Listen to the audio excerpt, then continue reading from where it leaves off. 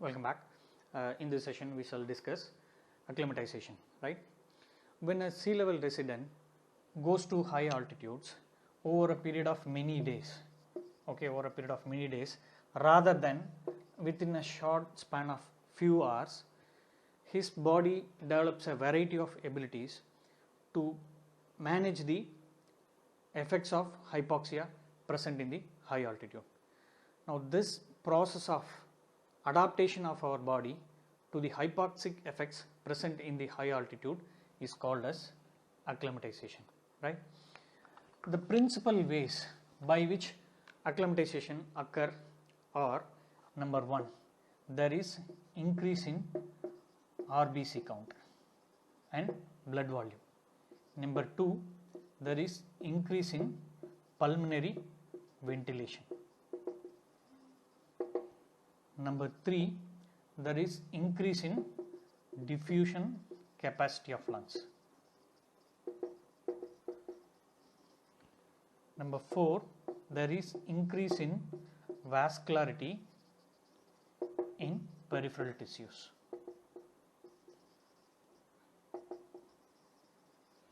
Number 5, there is increased ability of tissue cells to use oxygen in spite of low PO2. Okay. Now let us see one by one. Number 1, increase in RBC count, right. So now we all know that hypoxia is the most powerful stimulus for production of RBCs, right. Hypoxia increases the production of erythropoietin hormone. This increases the RBC production, right. So this increase in erythropoietin production occurs immediately upon going to high altitudes. Over a period of next 4 days, this gradually decreases in amount, right. So over this period there is increase in RBC production leading to increase in hemoglobin amount, right. How much the hemoglobin increase? It increases from an average 15 grams percentage to 20 grams percentage, right. New RBCs, they begin to appear in the blood in about 2 to 3 days after reaching high altitude, right. So by increasing the number of RBCs, our body is able to deliver more amount of oxygen to the cells in spite of hypoxia surrounding the body, right. Number 2 is increase in pulmonary ventilation, right. So as the person goes to high altitude, okay, hypoxia, right, it immediately stimulates peripheral chemoreceptors, right. So signals from these chemoreceptors present in the aorta and carotid artery are sent to the brainstem respiratory centers. So as a result there is increase in respiratory drive leading to increase in pulmonary ventilation, right. So initially this increase in pulmonary ventilation is about 1.65 times above normal, right. But if the person continues to stay in the high altitude, what happens? Hypoxia stimulates the peripheral chemoreceptors more powerfully, right. So now the pulmonary ventilation increases to about 5 times normal, right. So this is how the pulmonary ventilation is increased during acclimatization. The lungs. Normally the diffusion capacity for oxygen across the respiratory membrane is about 21 ml per millimeter of mercury per minute. Okay, this increases about 3 times after acclimatization, right? Now, why is that so? So, at high altitudes, what happens?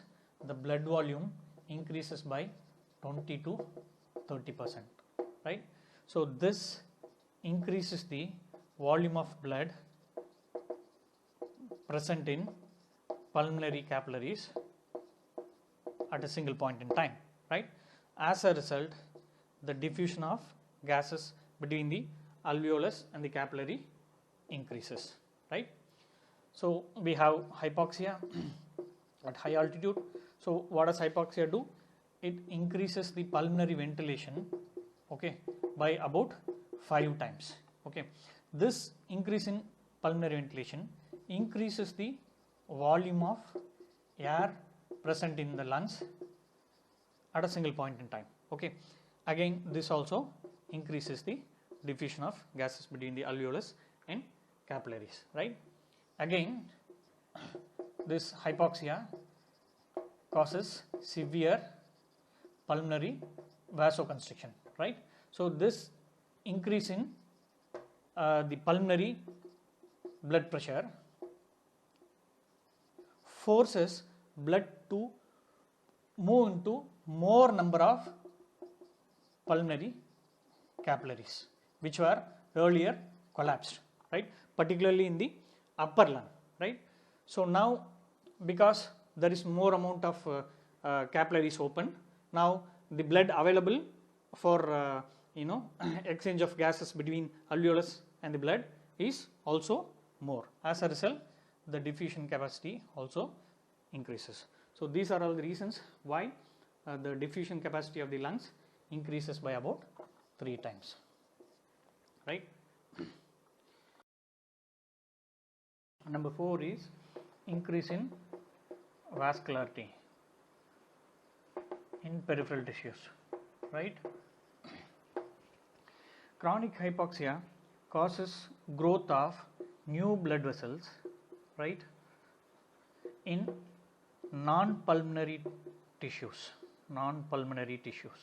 okay, right?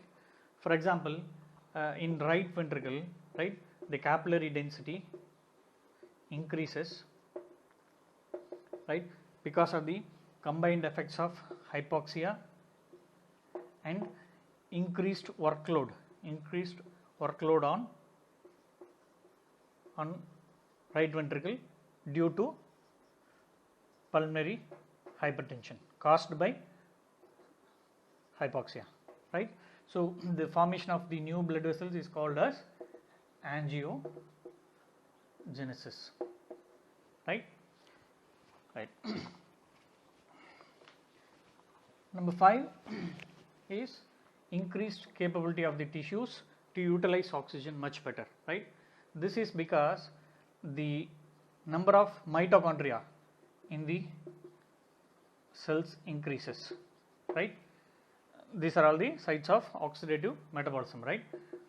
The amount of myoglobin also increases, right? And there is increase in cytochrome oxidase enzymes, right? So, all these effects lead to better utilization of oxygen